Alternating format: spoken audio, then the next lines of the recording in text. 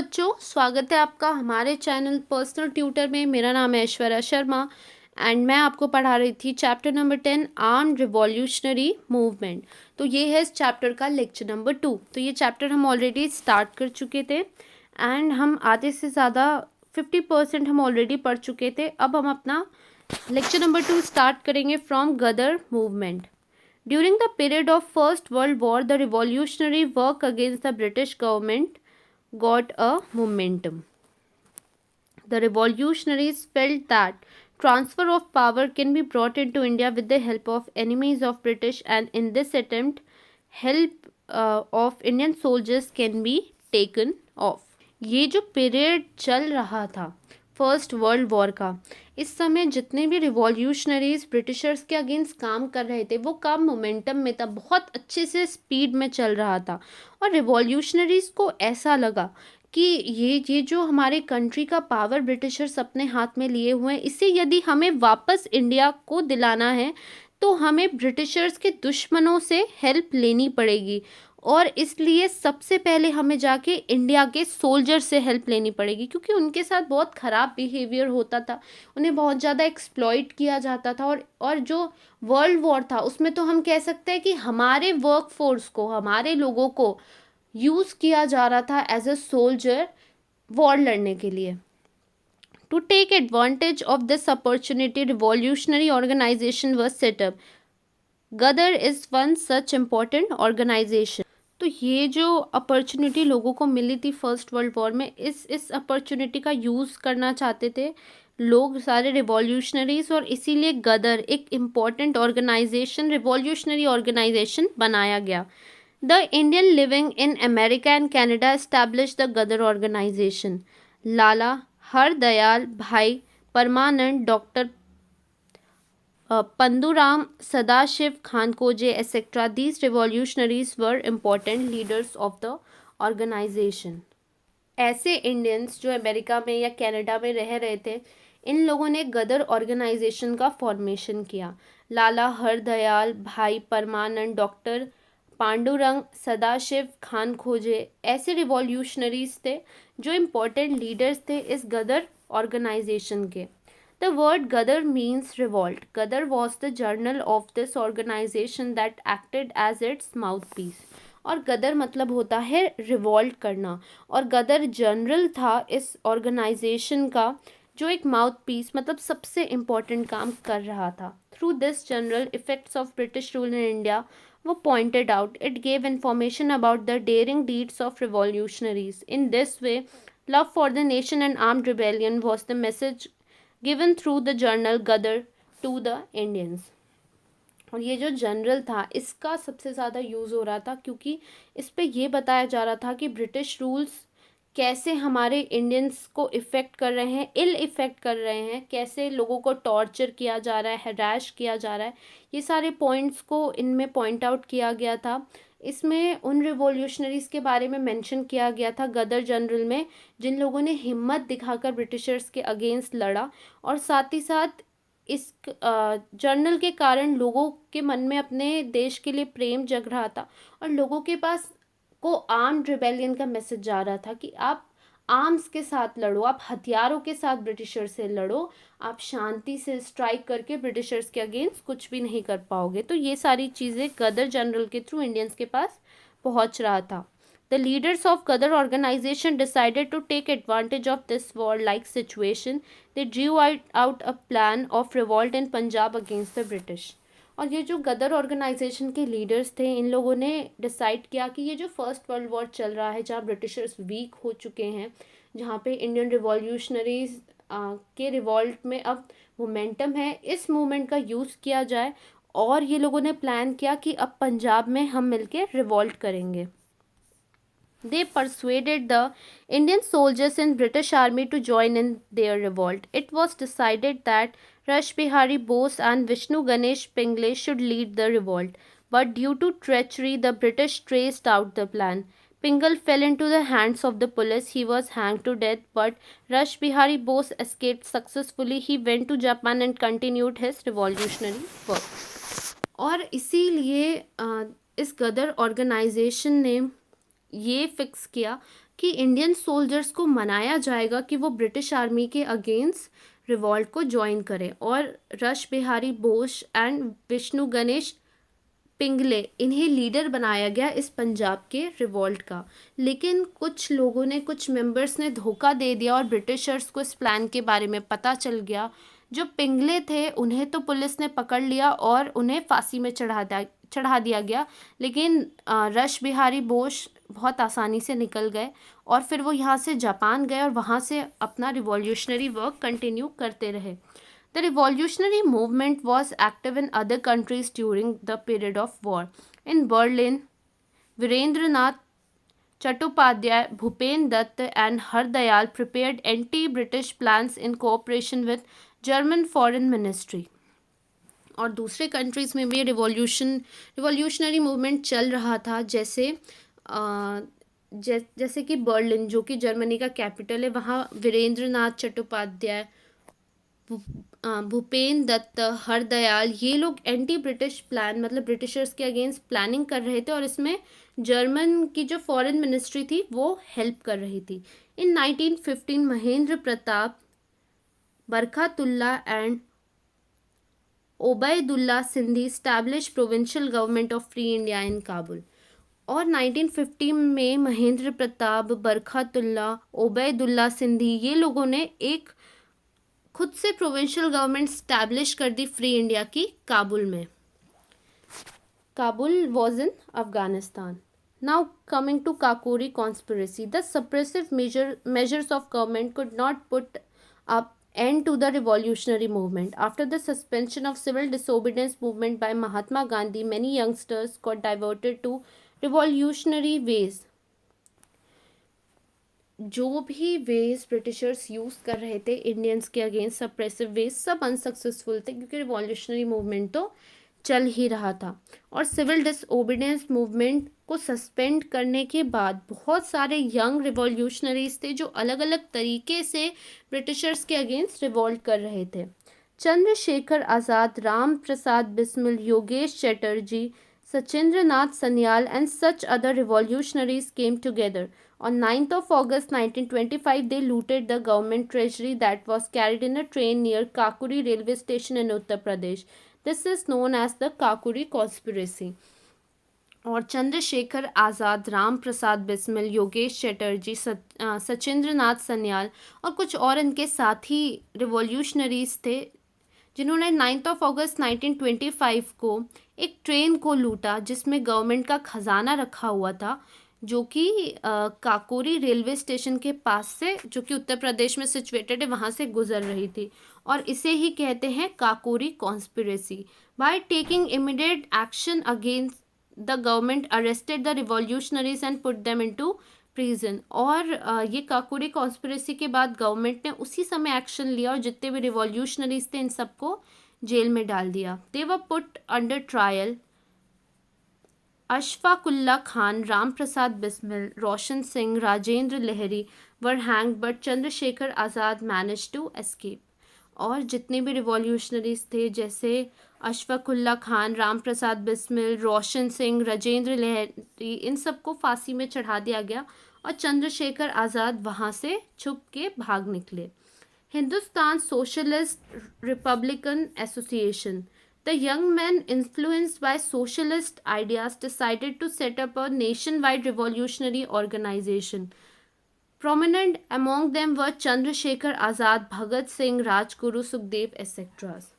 तो जितने भी उस समय के यंग लोग थे जिनकी सोशलिस्ट आइडिया था, जो देश के लिए, लोगों के वेलफेयर के लिए सोच रहे थे, अपने पूरे नेशन के लिए सोच रहे थे, और इन लोगों ने मिलके एक रिवॉल्यूशनरी ऑर्गेनाइजेशन सेटअप किया था जिसका नाम था हिंदुस्तान सोशलिस्ट रिपब्लिकन एसोसिएशन। इसके जो लीडर्स थे वो थे Chandrashekhar Azad, Bhagat Singh, Rajguru, Sukhdev.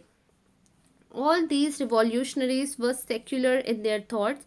In 1928, in the meeting held at Firoz Shah Kotla ground in Delhi, these young men established the organization called Hindustan socialist Republican association. और ये जितने भी रिवॉल्यूशनरीज थे ये सेक्युलर थे, ये कोई कास्टिज्म या रिलीजन ये सब चीज़ें नहीं सोचते थे। और 1928 में इनकी जो मीटिंग हुई फिरोज शाह कोटला ग्राउंड में, जो कि दिल्ली में सिचुएटेड है, ये लोगों ने एक ऑर्गेनाइजेशन सेटअप की जिसका नाम रखा गया Hindustan Socialist Republican association. The objective behind the establishment of this organization was to free India from British exploitation. It also wanted to overthrow the unjust socio-economic system which exploited the farmers and workers. Bhagat Singh gave importance to creation of a society based on social justice and equality. तो ये जो organisation था इसका main motive था कि Britishers का जो भी एक्सप्लॉयटेशन है, टॉर्चर है, जो भी लोगों को, हम सबको वो परेशान कर रहे हैं, उन्हें बाहर निकाल कर फेंकना और एक हमारी कंट्री में फ्रीडम लेके आना, फ्री इंडिया सेट करना। और साथ ही साथ वो ऐसा सिस्टम जिससे फार्मर्स का, वर्कर्स का एक्सप्लॉयटेशन हो रहा था उसे भी बाहर निकाल के फेंकना चाह रहे थे। भगत सिंह जो कि एक लीडर थे इस ऑर्गेनाइजेशन के, उन्होंने इम्पोर्टेंस दिया एक ऐसी सोसाइटी के क्रिएशन को जो सोशल जस्टिस दे, सबको जस्टिस प्रोवाइड करे और सबको इक्वल ट्रीटमेंट प्रोवाइड करे। The work of gathering arms and execution of programs were entrusted to a separate wing of the organization. This wing was called Hindustan Socialist Republican Army and Chandrasekhar Azad was chief of this wing. और ये जो organisation थी इसमें arms, हथियार वगैरह जुगाड़ने का काम, and उसके बाद क्या प्रोग्राम करना है, कैसे उसे एग्जीक्यूट करना है, मतलब प्लानिंग करना कि कैसे ब्रिटिशर्स को अटैक करना है, सब कुछ, ये सारा काम एक अलग विंग को दे दिया गया इस ऑर्गेनाइजेशन की, जिसका नाम था हिंदुस्तान सोशलिस्ट रिपब्लिकन आर्मी, और चंद्रशेखर आज़ाद इस विंग के हेड थे। Members of this organization carried out many revolutionary activities. Bhagat Singh and Rajguru fired bullets and killed an officer named Saunders in order to avenge the death of Lala Lajpat Rai. और इस organisation के members ने बहुत सारे revolutionary activities की, जैसे भगत सिंह और राजगुरु ने सॉन्डर्स, जिन्होंने लाला लाजपत राय पे लाठीचार्ज करवाई थी, उन्हें गोली से मार डाला। The government had introduced 2 bills in the Central Legislative Assembly curtailing civil rights. To protest it, Bhagat Singh and Bakuteshwar Datta threw bombs in the Central Legislative Assembly. अब जो गवर्नमेंट थी उन्होंने 2 बिल वहाँ की लेजिस्लेटिव असेंबली पे, central legislative assembly में introduce कराया था, मतलब सेंट्रल की जो लॉ मेकिंग बॉडी थी वहाँ इंट्रोड्यूस कराया था, जहाँ पे सिविल राइट्स को रोकने की बात हो रही थी कि अब किसी को भी सिविल राइट्स नहीं दिए जाएंगे। तो इस चीज़ का प्रोटेस्ट करने के लिए भगत सिंह और बाकुतेश्वर दत्ता ने सेंट्रल लेजिस्लेटिव असेंबली में बॉम्ब फेंक दिया था। The British government immediately raided the centres of Hindustan Socialist Republican Army. Through it, the police also obtained clues related to killing of Saunders. The government started arresting the revolutionaries. They were tried under the charge of sedition. और इसके बाद British government ने Hindustan Socialist Republican army के जहाँ जहाँ centres थे वहाँ वहाँ पे रेड डाली और जितने भी लोग थे उन्हें अरेस्ट करने लगे। और इसके बाद उनके ऑफिसर सॉन्डर्स की डेथ के बारे में भी ब्रिटिशर्स को पता चला, और फिर जितने भी ये रिवॉल्यूशनरीज थे इन्हें चार्ज, मतलब इन पे इल्ज़ाम लगाया गया सेडिशन का, मतलब देशद्रोही का। On 23rd of March 1931, Bhagat Singh, Rajguru and Sukhdev were hanged in the Lahore jail, but till the end Chandrasekhar Azad did not fall into the hands of police. Later he died in encounter with police at Alfred Park in Allahabad. और फिर 23 मार्च 1931 को भगत सिंह, राजगुरु, सुखदेव को फांसी में चढ़ा दिया गया Lahore jail पे, लेकिन आखिरी तक भी चंद्रशेखर आज़ाद किसी के हाथ में नहीं आ पाए। फाइनली उनकी डेथ हुई जब अल्फ्रेड पार्क, जो कि इलाहाबाद में सिचुएटेड है, वहाँ पे उनका एनकाउंटर कर दिया एक पुलिस ऑफिसर ने। Now coming to attack on Chittagong armoury. Surya Sen was chief of revolutionary group at Chittagong in Bengal. He had gathered around him revolutionaries like Anand Singh, Ganesh Ghosh, Kalpana Datta, पृथलता वादेदर। तो सूर्या सेन जो कि एक दूसरे revolutionary group जो कि चित्तागोंग जो कि बंगाल में सिचुएटेड है वहाँ के चीफ थे। उन्होंने बहुत सारे रिवॉल्यूशनरीज को अपने आसपास कलेक्ट कर रखा था, जैसे कि यहाँ दिया है अनंत सिंह, गणेश घोष, कल्पना दत्ता, ये सारे। With their assistant Surya Sen drew up a plan to attack the armoury at Chittagong. As per the plan, on 18th of April 1930, the revolutionaries seized the arms from the two armories in Chittagong. The telephone and telegraph lines were broken and they succeeded in paralyzing the communication system.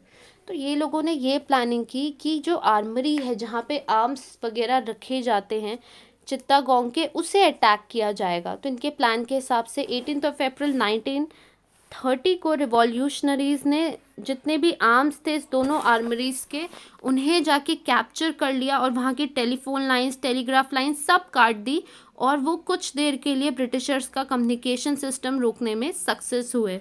After that they gave a thrilling fight to the British army. और इसके बाद वहाँ पे वो British army से बहुत ज़ोरदार से लड़े। On 16th of February 1933 Surya Sen and some of his associates were captured by the police। लेकिन ऑन 16th of April 1933 को ये हुआ कि सूर्या सेन और उसके कुछ साथियों को कैप्चर कर लिया गया। Surya Sen and his 12 associates were given death punishment. Kalpana Dutta was sentence to life imprisonment. Pritilata Waddedar killed herself without falling in the hands of police. और सूर्या सेन और उसके साथ के 12 जो एसोसिएट्स थे उन्हें डेथ की पनिशमेंट दी गई और कल्पना दत्ता को उम्र कैद की सज़ा दी गई। प्रीति लता वादेदर जो थे उन्हें कैप्चर नहीं किया जा सकता और वो वहाँ से भाग निकली। Due to uprising in Chittagong the revolutionary movement gained peace. Shanti Ghosh and Suniti Chaudhuri, these two school girls killed the district judge, whereas a young girl, Beena Das, shot dead the governor during the convocation ceremony of Kolkata University। लेकिन जो वहाँ का बंगाल का uprising revolutionary movement था वो रुका नहीं था। शांति घोष, सुनीति चौधरी जो कि 2 स्कूल की लड़कियां थी, इन्होंने एक डिस्ट्रिक्ट जज को मार दिया था। एक यंग गर्ल बीना दास ने उस समय के जो गवर्नर थे उन्हें अपने यूनिवर्सिटी की कॉन्वोकेशन सेरेमनी में मार डाला था। Sardar Udham Singh kill Dyer, the officer responsible for Jallianwala Bagh massacre in London in 1940। In the freedom struggle of India, revolutionary movement made an important contribution. These revolutionaries displayed daring and while fighting against the British rule। और सरदार उधम सिंह ने general Dyer जो कि जालियांवाला बाग के लिए responsible थे British officer, उन्हें London में मार दिया था 1940 में। और इंडिया का जो फ्रीडम स्ट्रगल था ब्रिटिशर्स के अगेंस्ट वो चल रहा था और वो बहुत इम्पॉर्टेंट था। हमें जो फ्रीडम मिली उसमें ये जो रिवॉल्यूशनरीज थे इन्हें किसी का भी डर नहीं था। इन्होंने बहुत ज़्यादा डेयरिंग दिखाई थी और बहुत अच्छे से ये ब्रिटिशर्स के अगेंस्ट लड़ रहे थे और ब्रिटिशर्स को भी कहीं ना कहीं डर हो गया था कि अब हम इंडिया में ज़्यादा दिन टिक नहीं पाएंगे। The love for the nation and attitude of sacrifice was just incomparable. Their sacrifice prove to be an inspiration to the Indians.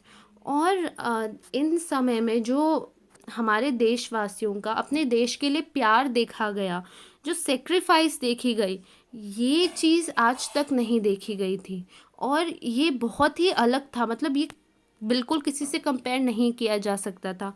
और ये जो सेक्रीफाइस था ये इंस्पिरेशन था इंडिया के हर पर्सन के लिए।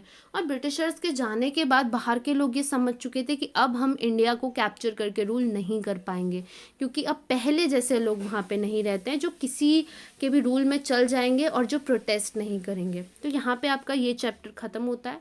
यदि आपको कोई भी डाउट हो तो आप श्योर हमें कमेंट सेक्शन में पूछ सकते हैं। Thank you for watching.